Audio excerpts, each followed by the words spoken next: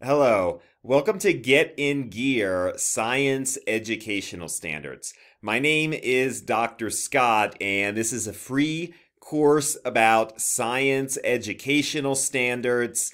I'm going to have a lot of information. I'm going to try to keep it relatively short, though, and it's my intention to try to communicate about science educational standards to non-experts, non-scientists, non-teachers, right? So if you're a parent, if you're a homeschooler, if you're kind of wondering what science educational standards mean, I'm going to do my best to explain in plain English. So just as a little overview of what we're going to talk about in this video, there's a lot of standards out there, a lot of acronyms, gonna kind of lay down the timeline of when all these standards came to be, talk about the different type of science standards, and then we'll get into a little bit about, these standards aren't just kind of a list of what to teach. It also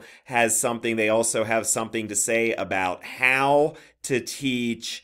And I'm going to make a few comments about a topic called mathematical modeling, which is related to science. So that's kind of our agenda for the video. So let's take a look at the timeline here.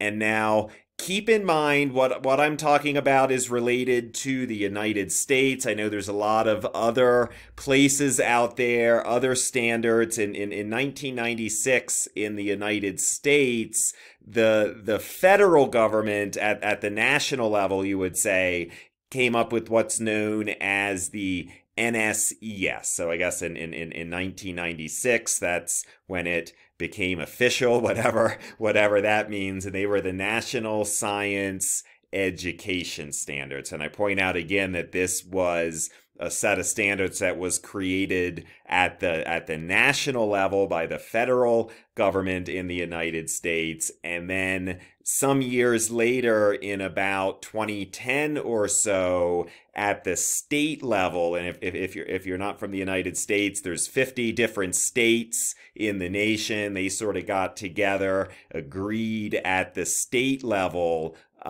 what should be included in a K through 12 science curriculum. So this is maybe the CCSS, or just often commonly called the Common Core. And then, one thing to say, maybe most of the states kind of adopted these standards because they were tied to the federal funding, right? So there was a lot of incentives for different states to get involved with the Common Core standard.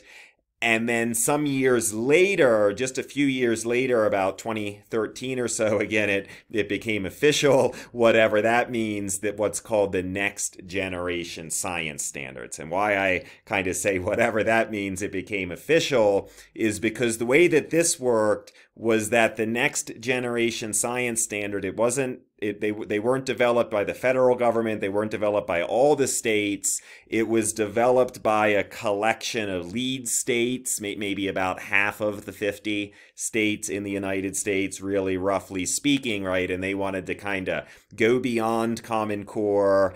And so they created the Next Generation Science Standards, NGSS, we'll abbreviate it here. And it's important to note a couple things. Not all of the states have adopted the NGSS. So maybe, roughly speaking, about half are in NGSS, about half are in Common Core. And then I know there's just other states that are doing other things. For example, in the United States, the state of Florida came up with its own science education standards, right? So there's a variety of standards out there, right? It depends where you are, what standards apply. And of course, I've only talked about the United States, right? There's lots of other countries in the world, and they all have their education standards as well. So another thing to say about the standards, right? These are the science educational standards. And as you see, there's not just one standard, so we'll, zero in on specific information in future videos, but just be aware, right? There's multiple standards out there, and you might say there's also multiple sciences, right? There's different standards for different sciences. There's, kind of elementary sciences at the younger grade levels, and as it, starts to move into sort of the high school level, it's really broken down into a number of categories, sometimes called earth and space science, planet science, earth science.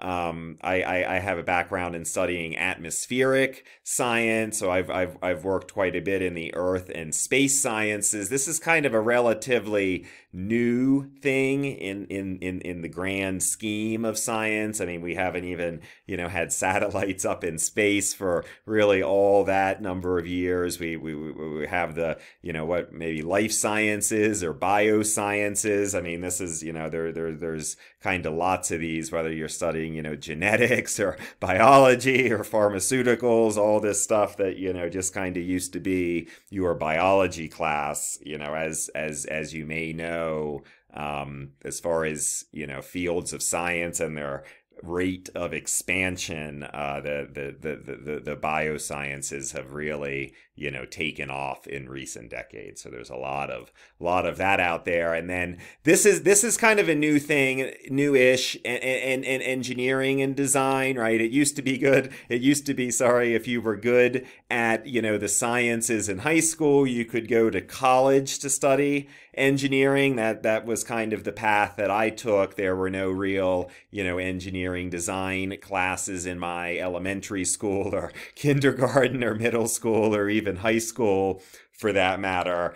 And yet the standards are about kind of getting young learners into the mind frame, into the skill set, the mode of inquiry associated with engineering design at very young ages, right? So this is maybe kind of part of the little shift in paradigm, the sort of start 'em early approach, and getting learners into hands-on activities, engineering, designing, building things at younger ages. Now, we have the physical sciences, and you might say this is the oldie but the goodie. This is kind of physics and chemistry. That happens to be some of my bread and butter. I have chemical engineering degrees, bachelor's as well as a doctorate. So I've done a lot of study in the physical sciences.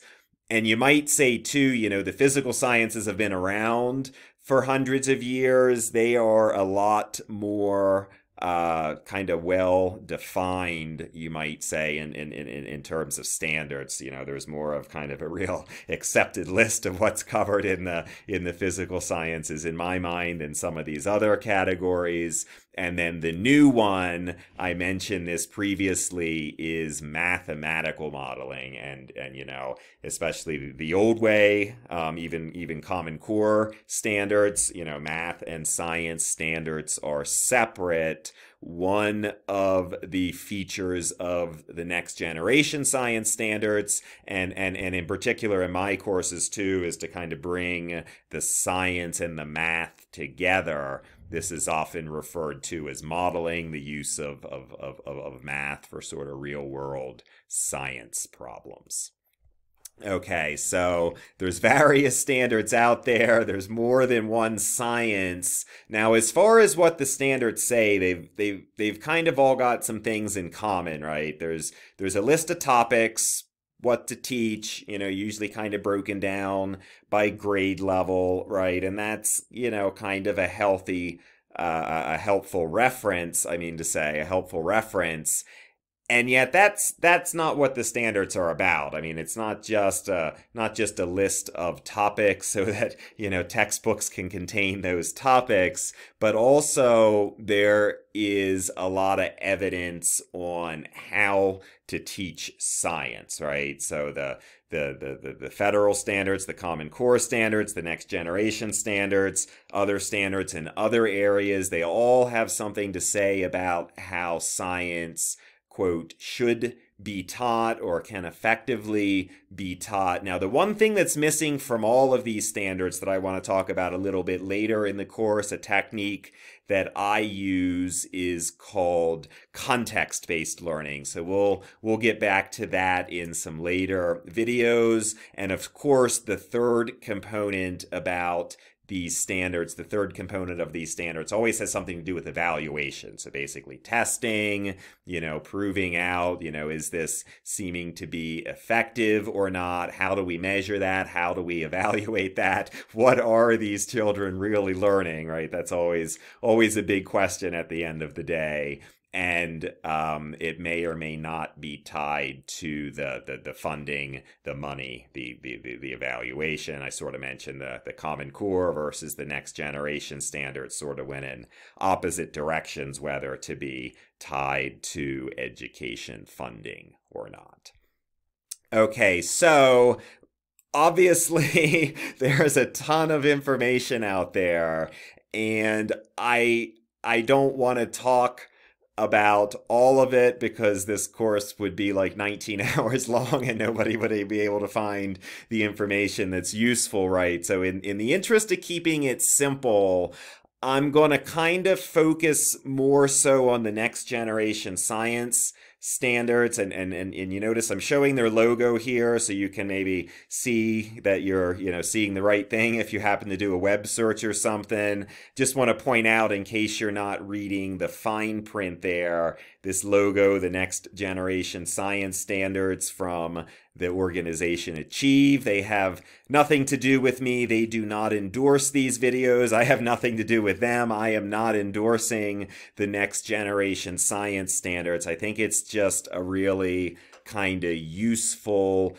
place to start from. It's kind of the newest. You might say it's the most comprehensive, and I'll point out, maybe some of the differences, like I mentioned, for example, the modeling, the funding, that are a little bit different, but we're going to kind of play along with the next generation science standards for the purposes of these videos. And then also specifically, I mentioned I've got a lot of background in the physical sciences, in the modeling. We're going to talk a bit specifically about the physical sciences and the modeling as well, just to sort of keep the scope of these videos within reason. So just before we close out here, you might be asking, well, what is modeling?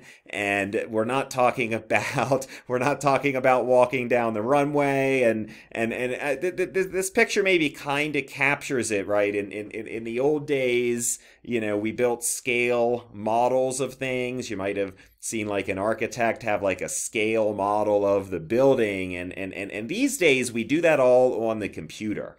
Right, it uses math. It's maybe mathematical modeling is the more formal name.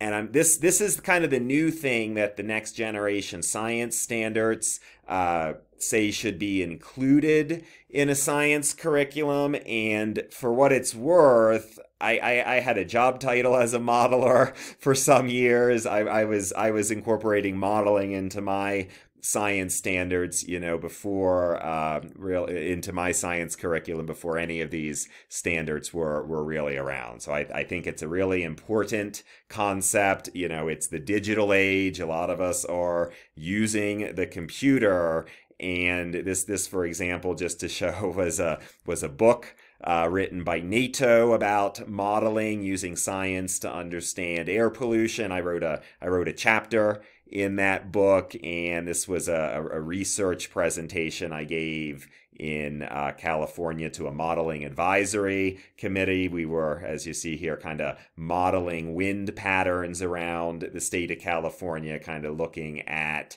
how the air pollution was blowing around and looking at, adverse health effects. And it was all based on, data modeling that was fed through the computer. So this was obviously a kind of sophisticated project, right? But the idea is that we're all using computers these days, right? I use this computer model once a year for this math problem I have called a tax preparation software, right? Maybe you remember the days when you used to kind of work out your taxes by hand. Now maybe you send them to a software, right? That's a computer model, or even if an accountant does your taxes, they're just using a fancier version of that same computer model, right? So this is not only a science thing, but, you know, modeling, digitizing information is something that real people in the real world do, you know, maybe not every day, but at least occasionally. And I think this is a really important aspect of